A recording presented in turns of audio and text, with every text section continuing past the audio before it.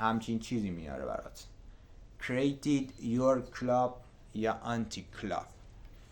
anti club چی میگه؟ میگه شما شروع میکنی استارتو میزنی میری تو بازی، ولی به جایی که خودت یه تیم از خودت داشته باشی، میری و شروع میکنی با یک تیمی که سطح اول جهانه، با اون شروع میکنی به اینکه مربیگریشو انجام بدی و اینا همش به کنار.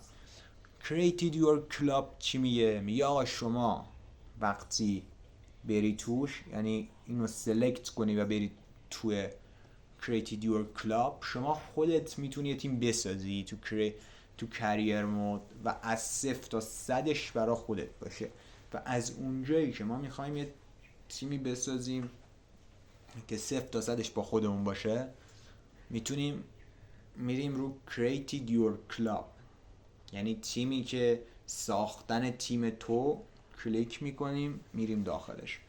آها، اینجا دیگه از اینجا تازه قصه شروع میشه، یعنی قصه اصلیمون از اینجا تا آخره. اینجا چی میگه؟ میگه آقا شما میای یه تیمی داری، اسمش رو مشخص میکنی FC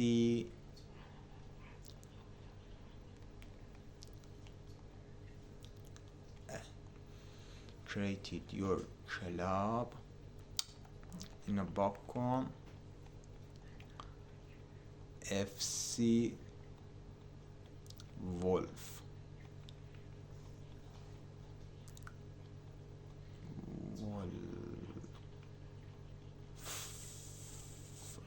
خب این اسم تیمت شد. نیک نیم چی میگه؟ میگه بیان مثلا تو رو با یک حالتی، تو رو مثلا تیم تو صدا کنه تو ورزشگاه، میگه همون نیک نیم میشه. حالا مثلا ما یه چیزی بذاریم، اینم میگم دیگه، مثلا اتلتیکو باشه یا بلک کتس باشه، سیتی باشه، کانتی باشه، دینامو باشه، فوتبال فرندز باشه، اینترنشنال باشه، که این دیگه رو ما میذاریم رو حالت همون کاستوم، یعنی همون حالت اولیه دیفالت. که شورت نیم هم که میگه تیمت اگه کوتاه کنی چی میشه؟ میشه FC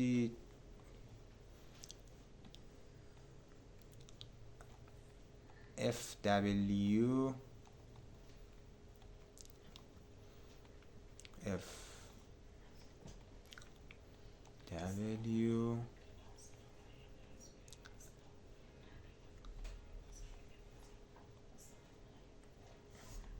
LF. الان مثلا واسیم F ولف، F مخفف همون FC، ولف هم که مخفف همون ولفه. ما گذاشتیم الان این میشه چی؟ میشه شورت نیمت، یعنی تیمی که تلفظ کوچیکش میشه همین، ولی اصل تیم میدونیم که آقا کلابمون، تیمی که ساختیم هستش همون FC ولفه. ابریویشن چی میگه؟ میگه آقا شما مثلا میگم دوست دارید با چه نوع حروفی تو بازی ها حضور داشته باشه. یعنی مثلا شما اگه دقت کرده باشید تو فوتبال واقعی میاد میزنه اون بالا مثلا رئال مادرید RMA، این مخفف رئال مادریده. اینجا میگه شما دوست داری حالا اون ولف با چه نوع کلماتی تو بازی ها دیده بشه. من میزنم F W F L FWF بهتر، FWF قشنگتر میکنه کارو دوستان. من میدارم FWF که آقا مثلا این مخفف تیم ما. این کارو کردی ادوانس میکنی. وقتی ادوانس کردی اینجا مهمه، شما میای چیکار میکنی؟ میگی که من میخوام که چه لیگی بازی کنم. اسپانیا، سوئد، سوئیس، ترکیه، هر لیگ که دوست داری. ما مثلا میگیم میریم تو لیگ فرانسه،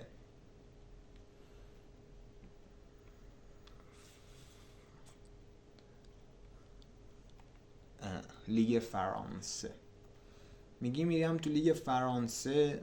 میگه حالا ریپیس تیم، میگه چه تیمی رو دوست داری که مثلا میگم به جای چه تیمی مثلا بازی کنی، ما میگیم مثلا به جای مولتی پلیر میخوایم بازی کنیم. بعد میگه سلکت ریوال، میگه دوست داری مثلا با چه تیمی مثلا بیفتی، چه تیمی از اون ور حریفت باشه. من میگم مثلا دوست دارم پاریس سن ژرمن حریفم بشه. میگه خیلی خوب، حالا بیا تو بخش بعد کیت و کریس اند استادیوم، یعنی لباس و اون لوگو تیمت و اون استادیومتو، بیا این ستا رو خودت مشخص کن که چه نوع لباس و چه کیتی دوست داریم. که این ستای اول که کلا لباسای تیمه، شما میای اینجا مثلا میزنی من یه چیزی باشه مثلا به آبی باشه، کیت آبی تور که این قشنگه.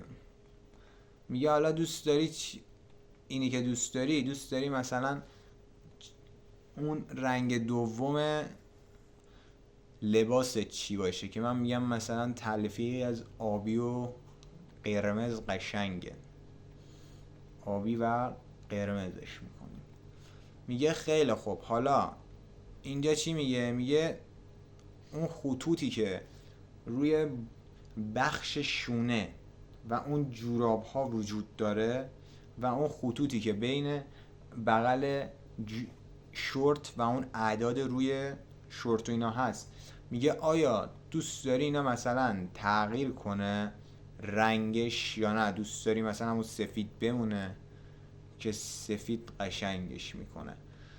و بعد میگه حالا لباس توی اوای تو خونه اون بود، توی خونه حریف دوست داری چی باشه؟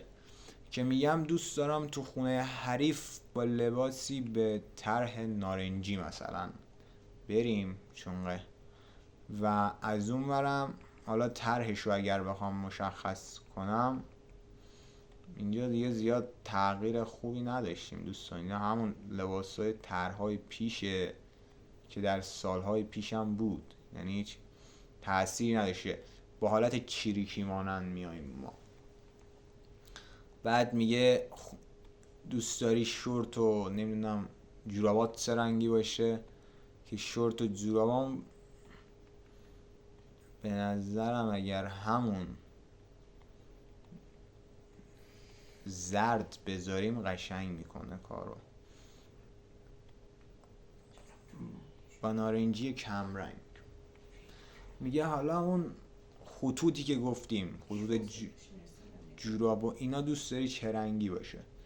و اون رنگ رو لباسی چیریکیش کردی، یه من میگم مثلا خاکستری اگر بشه یا سیاه قشنگش میکنه. میگه خیلی خب، حالا این کارو کردی، حالا لباس سومت چی باشه؟ یعنی این لباس اولت بود، این لباس دوم بود، لباس سومت دوست داری چه طرحی باشه؟ که باز اینم میتونی خودت بی درست کنی، بگی مثلا من رنگی که دوست دارم مثلا دوست دارم این دفعه طرح لباس سومم مشکی طور باشه، تو باز سوم مشکی برم. بعد اون خطوط روشم دوست دارم مثلا تلفیق مشکی قرمز باشه و خودم بیام مثلا طرح لباس رو درست کنم، طرح لباسم حالت این مثلا باشه، حالت جردن باشه دوستان. خب حالت جردن باشه. اینا هم که دوست داریم مشکی بذاریم.